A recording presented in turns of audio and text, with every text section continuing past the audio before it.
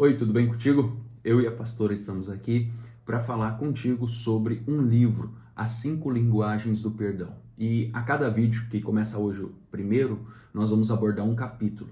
E você é muito bem-vindo para estar conosco.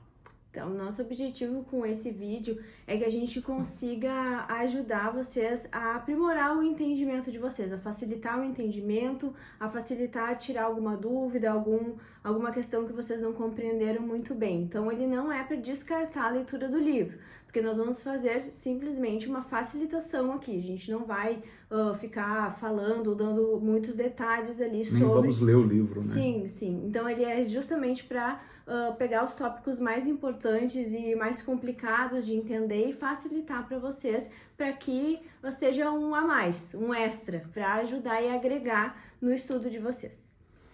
A gente vai começar pelo capítulo 1, que é sobre corrigindo os erros. Deixa eu mostrar o livro. Ah, sim.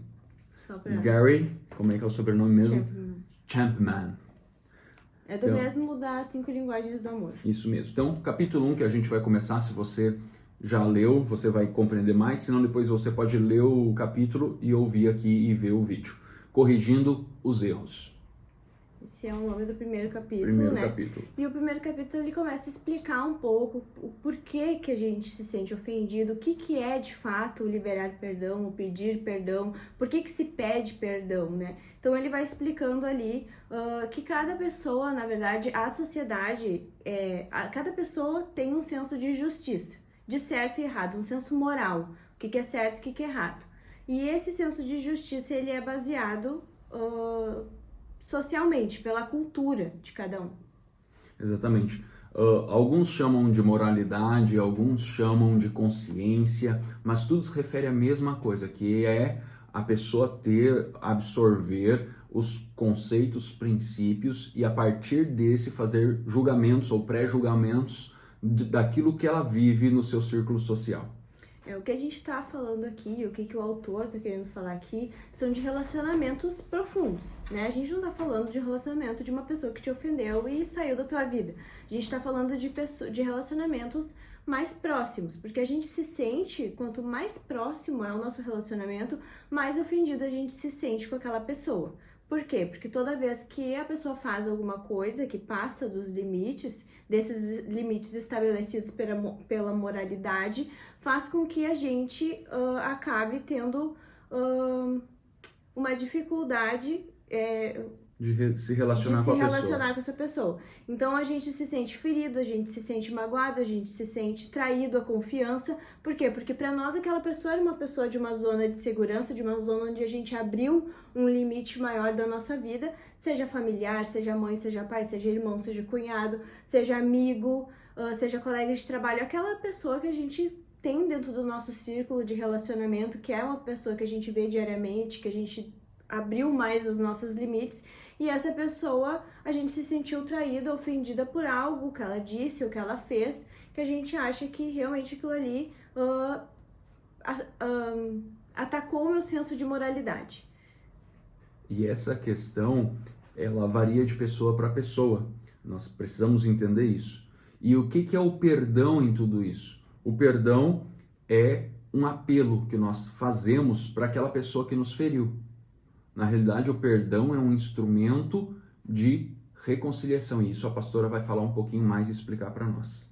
O que ele fala ali sobre a questão do apelo à reconciliação é que o erro que a pessoa comete contra nós faz com que a gente, o nosso senso de moralidade pensa assim, eu não vou afastar essa pessoa de mim porque eu amo essa pessoa, mesmo que ela me feriu, que ela me machucou profundamente. Então tu pensa assim, eu gostaria que essa pessoa me pedisse perdão pelo que ela fez. Sim. Ou senão tu pensa assim, bom, se eu fiz algo para essa pessoa, eu preciso pedir perdão. Por quê? Porque eu quero reestabelecer o relacionamento. Então, o pedido de perdão, tanto essa necessidade que a gente tem de que o outro venha nos pedir perdão ou que a gente vá pedir perdão para essa pessoa, é justamente porque a gente gostaria que esse relacionamento seja reestabelecido.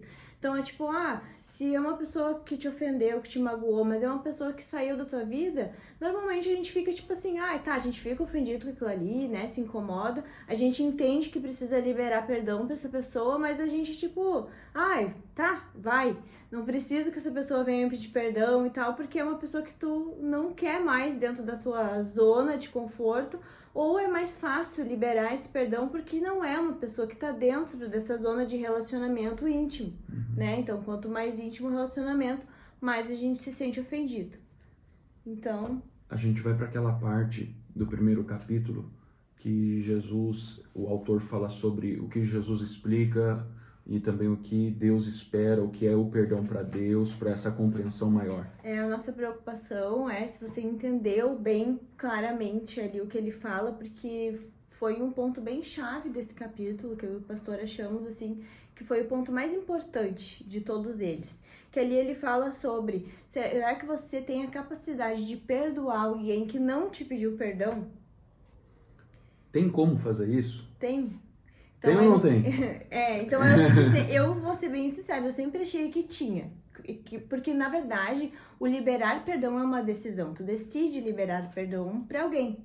Mas, se tratando de relacionamentos, realmente é muito importante que haja uma conversa onde se peça perdão e se converse sobre o que aconteceu.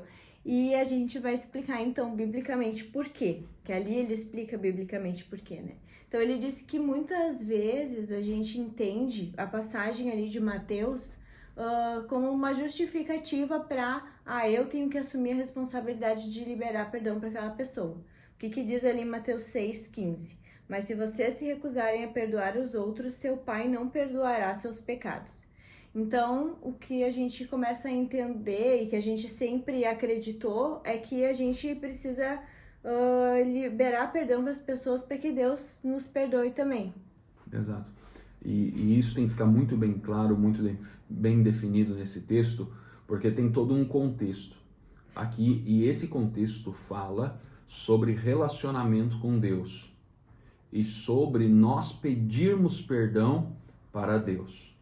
Então, Deus faz por nós e espera que nós façamos o mesmo. Mas Deus só nos dá perdão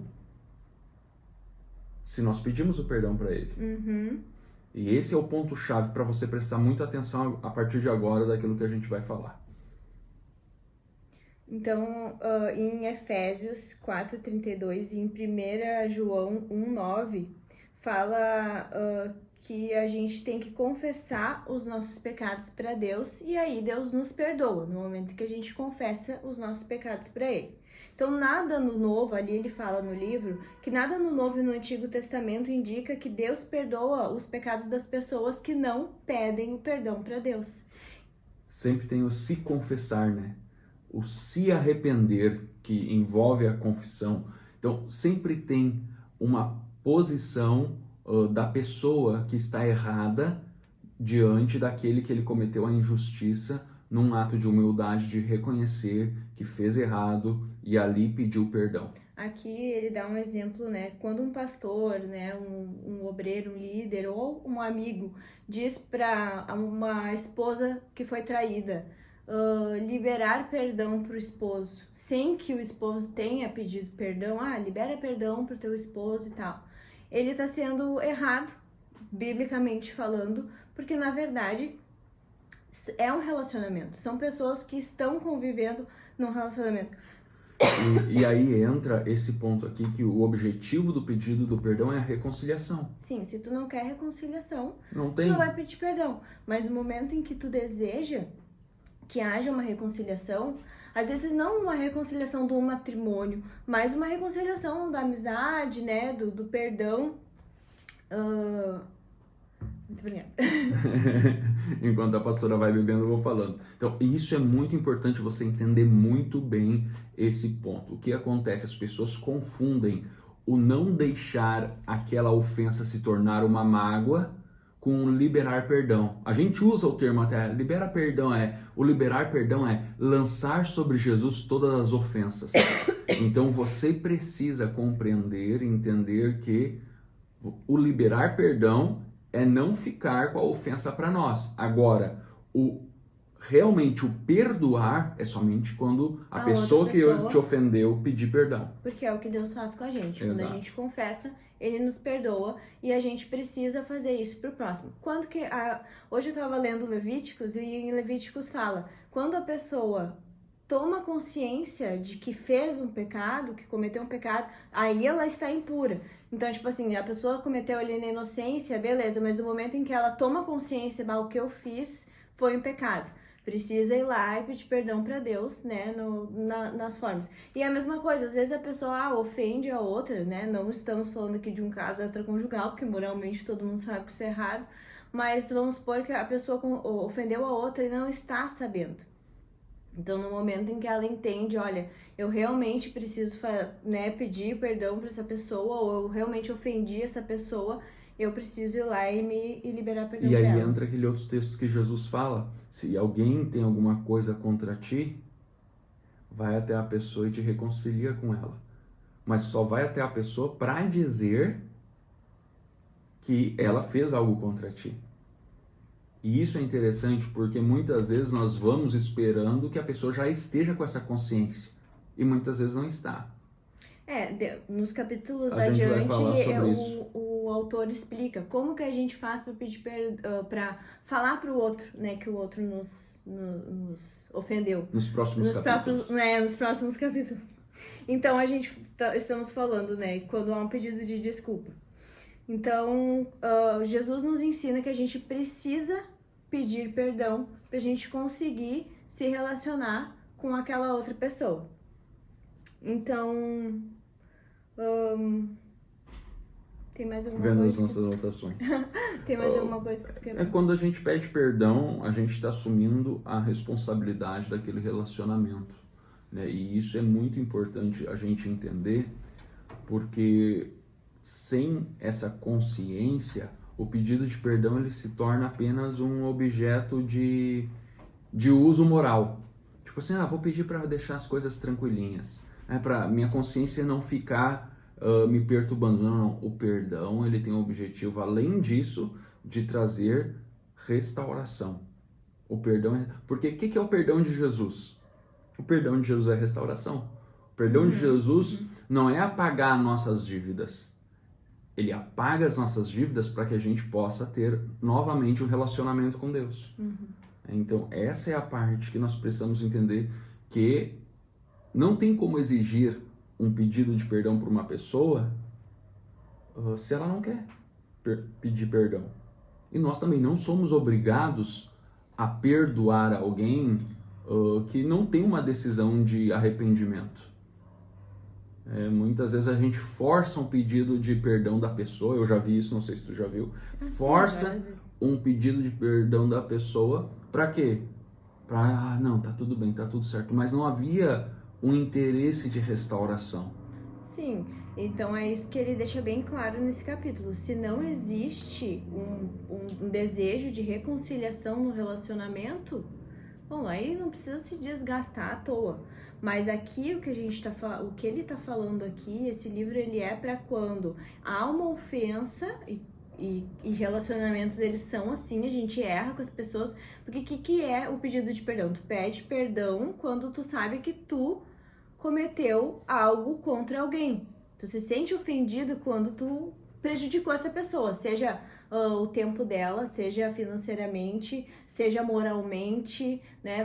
Falou mal da pessoa, ou, né, prejudicou ela de alguma forma, seja de qualquer aspecto da vida, né? Então, eu preciso ir até ela e pedir perdão. E junto com o pedido de perdão, não é só, me perdoa e deu. Junto com o pedido de perdão, tu vai ter uma parcela de oferecer uma forma de reparação.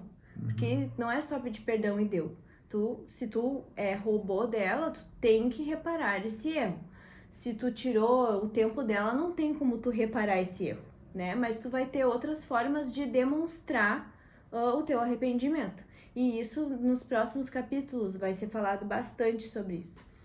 Vamos dar uma andadinha para ver o que fala nessa próxima parte, para o pessoal ficar ligado e já ir... Não, nos próximos capítulos a gente já vai resumir cada uma das linguagens do perdão.